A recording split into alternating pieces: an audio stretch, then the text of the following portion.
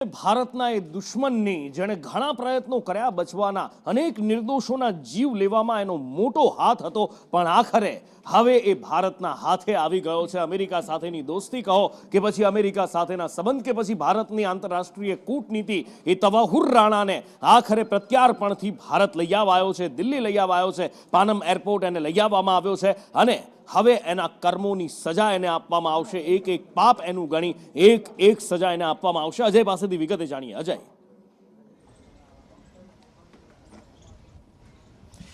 देखिए, निश्चित तौर पे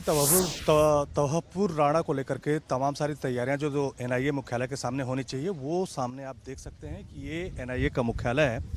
जहां पर तवहपुर राणा को लाया जाएगा और खास करके मुंबई में क्या संलिप्तता रही है उसकी जांच पड़ताल की जाएगी। लेकिन फिलहाल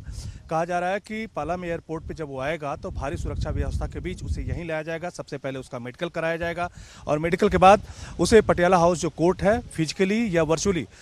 वहाँ पे प्रोड्यूस किया जाएगा।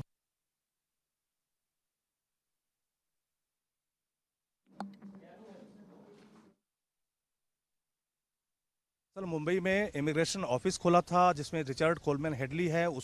उसने अपने फर्म में काम दिया था और करीब 7 बार जो हेडली है उसने रेकी की थी। खुद अपने परिवार के साथ तवहपुर राणा भी आया था और जो मुंबई में आतंकवादी हमला हुआ था उनको कहीं ना कहीं पूरा असिस्टेंट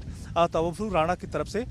उपलब्ध कराया गया था। तो भारत की बहुत पहले से ही कोशिश थी, लेकिन 2023 में ही अमेरिका के साथ संधि हुई और उसी संधि के तहत अब ट्रंप प्रशासन की तरफ से तवहपुर राणा को भारत सौंप दिया गया है और थोड़े ही बाद एनआईए मुख्यालय में आएगा और सारी जो रस्मी प्रक्रियाएं हैं वो पूरी की जाएगी और कहीं ना कहीं उसको